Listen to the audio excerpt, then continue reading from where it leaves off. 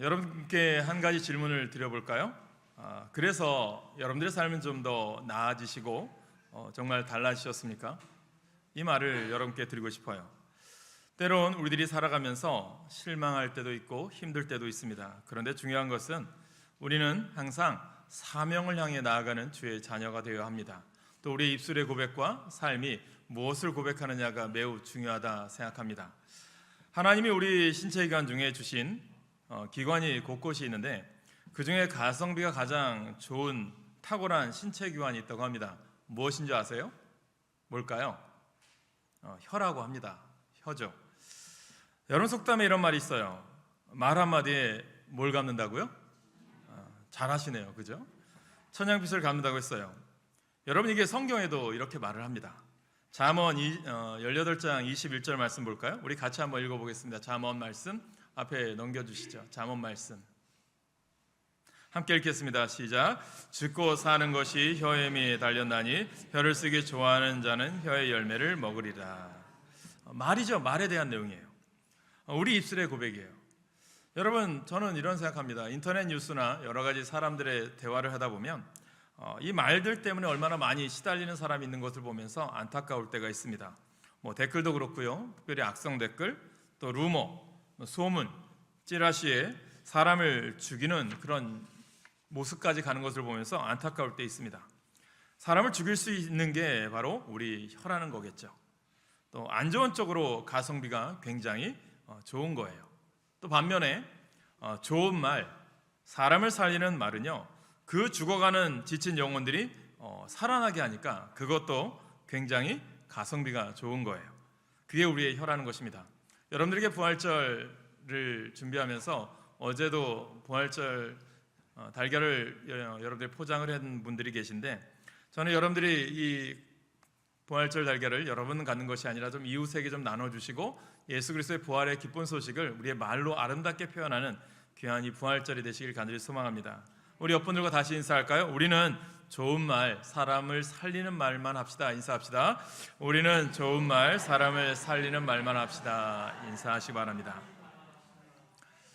설교를 준비하면서 오늘 부활절 설교잖아요. 우리 아이들도 예배를 드리는데 설교 길게 하면 또 여러분들이 째려보기 때문에 길게 못합니다. 짧게 하는데 설교를 길게 한다고 해서 성도들이 다 변화된다면 2-3시간 설교할 수도 있어요. 그런데 다 듣겠어요? 그렇지 않겠죠. 그래서 또 어떤 분은 이런 얘기 하더라고요. 설교에 집중하기 위해서 어떤 방법이 있느냐라고 했더니 이 앞에다가요 시계를 달아놓으면 다 본대요. 아시겠어요? 저도 시계를 달아놓을까 그래요.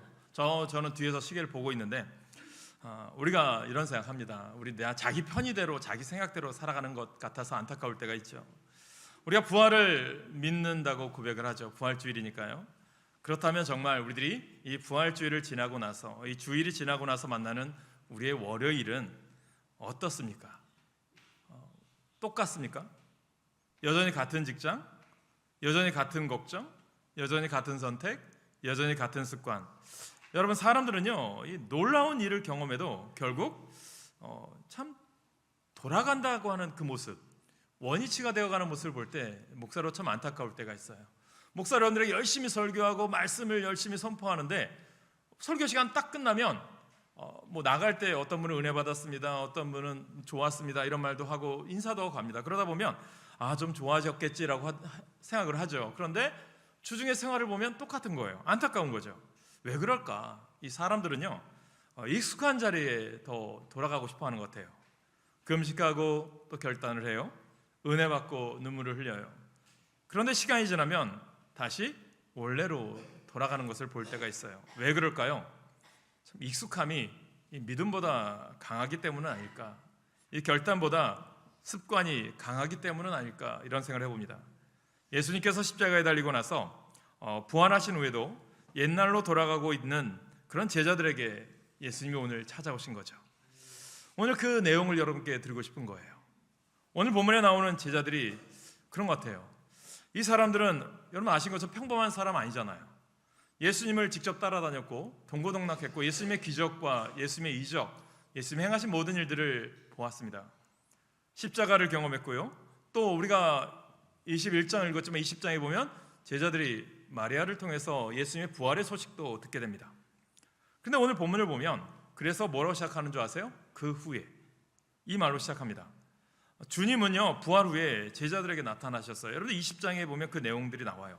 20장 19절에서 23절에 보면 제자들에게 나타나셨고요, 또 26절에서 29절 말씀에 보면 여대를 지나서 도마도 함께 있을 때 또 다른 제자들에게도 나타나셨어요.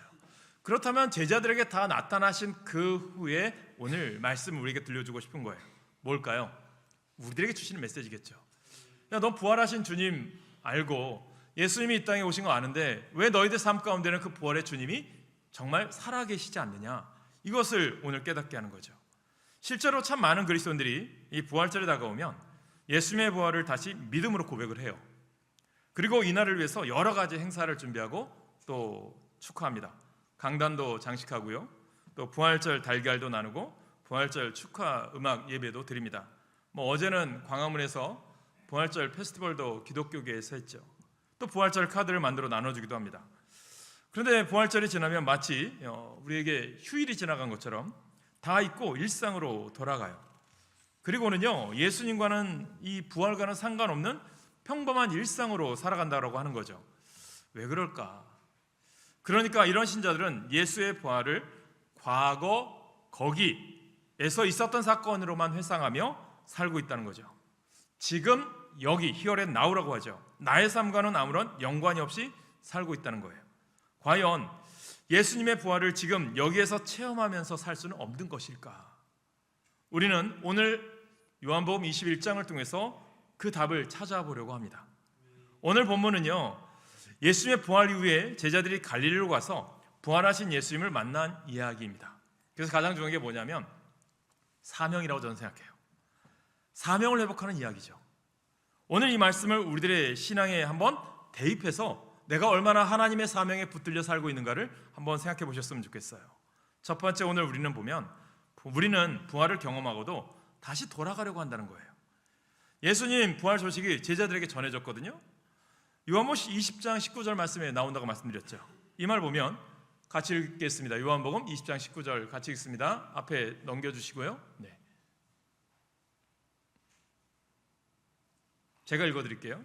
이날 곧 안식 후 첫날 저녁 때에 제자들이 유대인들을 두려워하여 모인 곳의 문들을 닫았더니 예수께서 오사 가운데 서서 이르시되 너에게 평강이 있을지어다. 아멘. 이렇게 말씀하셨어요. 여러분, 벌벌 떨고 있는 제자들에게 평안을 선언하셨거든요. 그렇지만 이 제자들의 마음은 여전히 심란했습니다. 예수님의 부활은 확인되었잖아요. 그런데 예수님은 이 부활의 모습을 우리가 제자들이 보았다면 어떻게 해야 될까요? 동참해야 될 거 아니겠습니까? 그런데 여전히 모든 것을 접어두고 옛생활로 돌아갑니다. 왜 그럴까요? 참 우리들이 이런 생각을 하고 봅니다.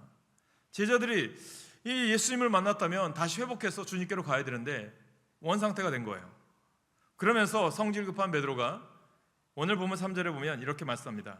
시몬 베드로가 나는 물고기 잡으러 가노라 하니 그들이 우리도 함께 가겠다 하고 나가서 배에 올랐으나 그날 밤에 아무것도 잡지 못하였더니.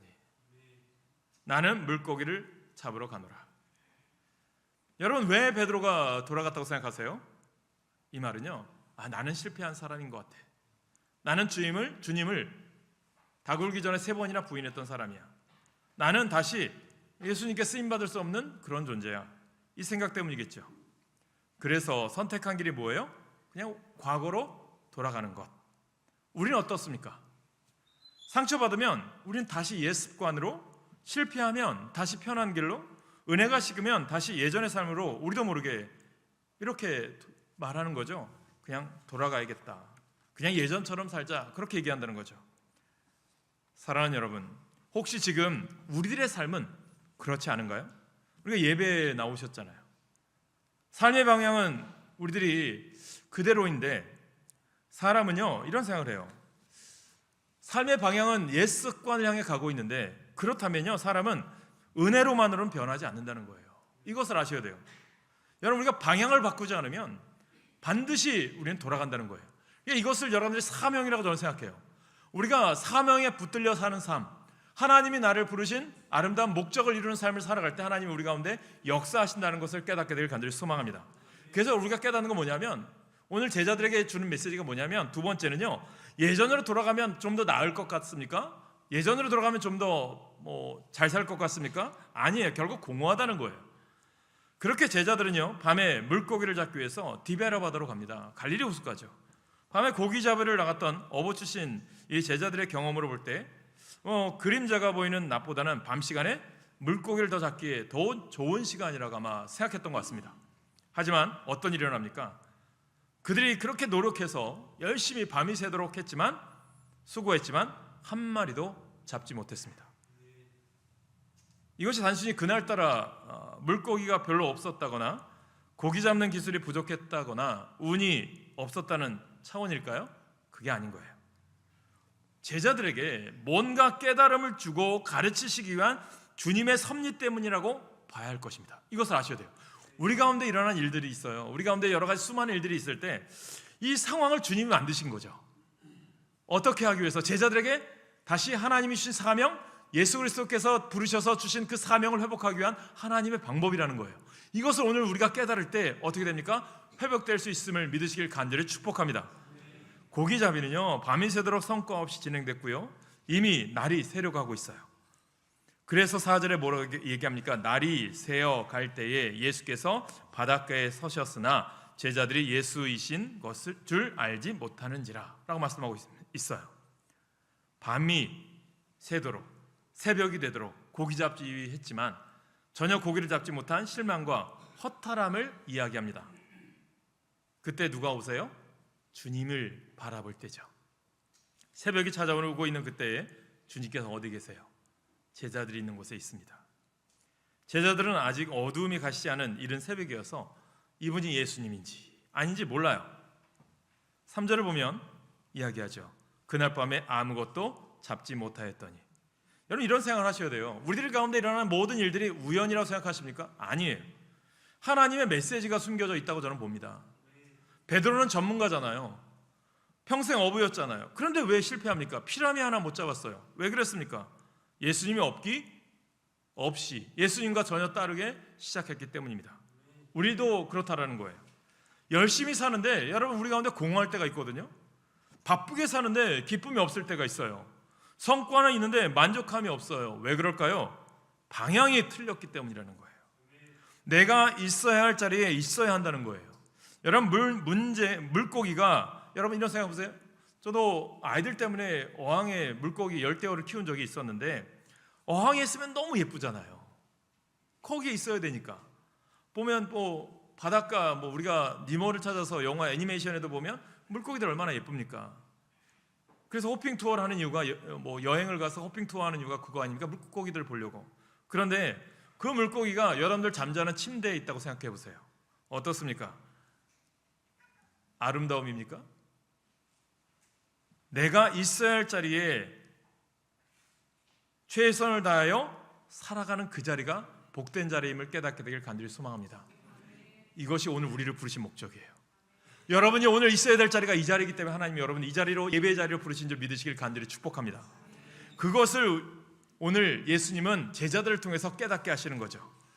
여러분, 열심히 사는 것이 중요한 것이 아니에요. 어디로 가고 있는지가 중요하다는 거예요. 혹시 지금 이렇게 살고 계십니까? 하나님 없이도 돌아가는 삶, 겉으로는 문제 없어 보이는 삶, 그런데 속은 점점 비워져 가는 삶, 그게 바로 예전으로 돌아간 삶의 결과라는 것입니다. 영적으로 실패하고 가슴을 치는 분들이 계십니까? 내 신앙생활이 왜 이것밖에 되지 않을까라고 생각하는 분들이 계십니까? 신앙생활에 실패하고 계신 분들이 계십니까? 마음이 무너지고 정신적으로 모든 희망을 잃어버리고 절망, 좌절 가운데 있는 분들이 계십니까? 생활전선에서, 직업에서, 사업에 실패하고 목 놓아 울어야 되는 분들이 계십니까? 심지어는 병든 몸으로 내 인생 이제 끝장났나 보다 절망 가운데 계신 분들이 계십니까? 오늘 이 주일 예배를 통해서 부활하신 주님을 만나시길 간절히 축복합니다. 여러분들을 다시 회복시키시는 주님을 만나시기를 간절히 소망합니다. 천지 우주 만물을 만드신 분, 능력의 그분을 만나실 때 우리는 다시 일어설 수 있다는 거예요. 여러분의 삶의 부활을 경험하시기를 간절히 소망합니다. 그래서 하나님의 자녀들도 세상살이에 실패할 때도 있고요, 넘어질 때도 있어요. 그러나 그때가 낙심하고 좌절하고 포기해야 되는 시간이 아니라 뭐예요? 부활하신 주님을 만나야 될 시간이라는 거예요. 오직 주님을 찾을 시간이라는 거예요. 우리가 가장 가치 있고 아름다운 것은 제자리를 지키며 그곳에서 충성스럽게 맡겨진 역할을 해낼 때 그 자리가 가장 아름다운 자리임을 명심하시길 소망합니다. 세 번째 우리가 깨닫는 게 뭐예요? 그래서 여러분 가운데 드리는 결론이 뭐예요? 부활하신 주님을 만나면 방향이 바뀌어요. 이것을 아시길 바랍니다. 여러분, 오늘이 참 뜻깊어요. 4월 5일 부활주일이잖아요. 1885년 4월 5일이었어요. 똑같은 오늘 이 부활절 아침에 감리교 선교사 아편젤로와 장로교 선교사 언더우드가요, 저 일본에서 우리 제물포항, 인천의 제물포항으로 들어온 날이에요. 첫 발을 내디딘 한반도에 커다란 복음의 시작이 있었던 곳이었습니다. 그런데 이 언더우드나 아편젤라 선교사들이 이 한국 땅을 발을 디뎠을 때 이렇게 고백해요. 이 한반도는 전체가 다 무덤 같았다. 사는 사람들의 모습 처량하고 먹고 살기 힘들고 정말 초가집이라고 할까요? 흙, 바닥 이런 데서 처절하게 생활했던 사람들. 그런데요, 그들이 안고 온 예수 그리스도의 복음, 부활의 소식과 함께 이 땅에 희망의 빛이 찾아오신 줄 믿으시길 간절히 소망합니다. 140여 년 전이에요. 140여 년이 지난 오늘 이 땅에 생명의 구원이 임하게 된 줄 믿으시기 바랍니다. 이 땅이 달라지기 시작한 줄 믿으시길 바랍니다. 오늘 여러분들의 발걸음이 주님은 그렇게 되길 원하는 거예요. 여러분이 걷는 그 길이 때로는 험난한 돌짝밭 같고요, 진흙밭 같고 어려울 수 있어요. 그런데 주님 말씀하시는 거예요. 감당하기를 원하는 거예요. 믿음으로 살기를 원하는 거예요. 오늘 그래서 주님은 우리에게, 우리가 읽지 않았지만 요한복음 21장의 말은 무엇입니까? 주님 말씀하시잖아요. 베드로에게 내가 나를 사랑하느냐, 내가 나를 사랑하느냐, 내가 나를 사랑하느냐, 내 양을 먹이라, 내 양을 치라, 이렇게 말씀하세요. 그 이유가 무엇일까요? 오스왈드 챔버스의 주님은 나의 최고봉이라고 하는 것을 제가 열심히 묵상한 적이 있어요. 그 책의 내용을 그대로 읽어드릴게요. 요한복음 21장 17절의 말씀이에요. 이렇게 말합니다. 지금 베드로는 나를 사랑하느냐라는 주님의 뼈아픈 질문의 의미를 깨닫기 시작합니다. 그것은 다 소모하리라 라는 의미입니다. 얼마나 나를 사랑하는지를 고백하지 말고 얼마나 많은 놀라운 계시를 받았는지도 말하지 말고 그저 나의 양을 먹이라 라는 것입니다. 주님의 양 중에는 지독하게 웃긴 양도 있고 즐기도록 말 안 듣는 양도 있고 더러운 양, 이상한 양, 대항하며 들이받는 양, 그리고 다른 길로 헤매는 양들이 있는데 이들을 다 사랑하여 자신을 다 소모하기까지 먹이라는 것입니다. 이것이 사명이에요. 목사만 그럴까요? 우리들 다 같습니다. 이것이 부활의 영광을 경험한 우리들이 사명을 회복하는 자의 모습이라는 것입니다. 사랑하는 성도 여러분, 우리들이 깨달으셔야 돼요. 방향입니다. 인생의 전환입니다. 그들이 순종합니다. 그리고 깨닫습니다. 주님이시다. 그 순간 베드로는 물에 뛰어듭니다. 여러분, 이게 진짜 변화 아닐까요? 다시 주님께 갑니다. 즉시 반응합니다. 방향이 완전히 바뀌었어요. 부활은 단순한 지식이 아니에요. 삶의 방향이 바뀌는 사건이에요. 내 중심에서 하나님 중심으로, 내 계획에서 주님의 뜻으로, 편한 길에서 순종의 길로. 부활은 믿는 것이 아니라 방향이 바뀌는 거예요. 우리 삶 가운데 찾아오신 주님은 우리의 모든 형편 잘 알고 계세요. 우리가 물고기 많이 잡았는지 한 마리도 잡지 못했는지 다 알고 계세요. 그때 주님 말씀하시죠. 무엇입니까? 주님을 떠나서는요 아무것도 없음을 우리에게 말씀하고 계신 거죠. 사랑하는 성도 여러분, 지금 하나님께서 우리들에게 묻고 계세요. 너는 어디로 가고 있느냐? 다시 바다로 돌아갈 것입니까? 아니면 주님께로 나아갈 것입니까? 오늘 결정해야 돼요. 방향을 바꿀 것인가? 그대로 살 것인가? 우리가 결정해야 됩니다. 그래서 저는 오늘 우리가 최고의 사명자가 되는 것이라고 생각합니다. 지금 우리에게 주신 일, 지금 우리가 속한 곳에서 하나님이 가장 기뻐하시는 일이 무엇인지를 아는 것이 아닐까요? 참 그래서 목회자의 길도 또 우리 성도의 길도 어려울 수도 있어요. 하나님께서 우리를 믿으시고 양을 먹이라라고 맡겨주실 수 있는 그 자리, 우리가 그 자리에 있어야 되죠. 목사인 제가 여러분들에게 말씀할 때도 그렇죠. 여러분들이 있어야 할 자리가 어디인가. 존 맥스웰과 짐 도넌이라고 한 분이 쓴 책이 있어요. 위대한 영향력이라고 하는 책을 보면 한 가지 실험이 나와요. 사람들의 인내력을 측정하는 실험이에요. 얼음이 담긴 양동이 속에서 사람들이 맨발로 얼마나 오래 서서 버틸 수 있는가를 측정하는 실험이에요. 앞에 PPT 화면들이 있는데 안 띄워주셔서 여러분 잘 이해 못하겠는데, 제가 PPT 왜 준비하냐면 여러분 잘 이해할 수 있도록 준비하는 거거든요. 여기에 보면 한 가지 요인이 덧붙여진 사람과 그렇지 않은 사람의 결과가 크게 차이가 나더랍니다. 뭐냐면 바로 격려라는 거예요. 옆에서 격려하는 사람과 함께 양동이에 발을 담근 사람이 혼자서 발을 담근 사람보다 훨씬 오래 견뎠다는 것입니다. 그러면서 이 책은 이렇게 결론을 지어요. 격려받은 사람은 불가능에 도전하고 커다란 역경을 극복할 수 있다라고 말합니다. 그렇습니다. 부활하신 주님은 우리가 지치고 고나여 주저앉아 있을 때 우리를 찾아오시는 분이십니다. 힘들고 버거워 어려워 포기하려고 할 때 찾아오시는 분이십니다. 그리고 격려하십니다. 따뜻한 손길로 우리의 등을 두드려 주실 거예요. 이때 우리는 큰 힘, 격려를 얻는 거예요. 바로 이것이요, 지금 우리가 체험하는 부활 신앙이라고 생각합니다. 지치고 힘들어 주저앉아 있을 때 다시금 힘을 얻게 되는 신앙, 바로 그것입니다. 사랑하는 여러분, 사는 것이 너무 힘드신가요? 피곤하여 힘들고 주저앉고 싶으십니까? 삼중고라고 해요. 고환율, 물가도 최고로 올라가고 또 직장도 힘들고 어려워요. 그런데 중요한 것은 그 상황을 바라보는 것이 아니라 지금 여기 찾아오셔서 손 내미시는 부활의 주님을 손잡으시길 바랍니다. 그리고 잘 견디시고 이겨나가시기 바랍니다. 우리 주님께서 오늘 부활하신 날이잖아요. 주님께서 부활하셔서 제자들에게 찾아오신 것처럼 지금 여기에 부활하신 주님께서 우리 가운데 찾아오실 줄 믿습니다. 이 아침 우리가 영안을 열고 그분을 바라보십시오. 그리고 그 손을 잡으시길 간절히 소망합니다. 그 손을 잡고 지금 어려움을 견뎌내시기 바랍니다. 그리고 다시 시작하시길 간절히 축복합니다. 오늘 찬양이요, 주 여호와는 광대하시도다. 내 모든 것 뛰어나시고 역사하시는 분이에요. 이 찬양을 제가 참 좋아합니다. 오래된 찬양이죠. 예전에 하스테반 목사님이, 저희가 한때 경배와 찬양 인기였지 않습니까? 저 여의도에, 지금은 공원이 되어 있지만 그곳에서 찬양을 하고 그곳에서 공연을 많이 했어요. 공연? 옛 찬양 집회죠.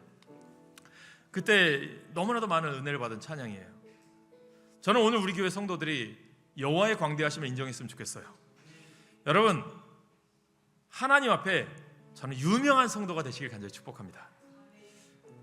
누가 알아주는 거 너무 개념치 마시고, 내 이름 나는 거 너무 개념치 마시고, 여러분이 하나님 앞에 오랫동안 믿음 지킨 것, 여러분이 보이지 않는 곳에 헌신하신 것, 여러분 하나님은요 기억하실 줄로 믿습니다. 그 믿음으로 오늘 찬양하시면서 우리 한번 다시 힘을 냅시다.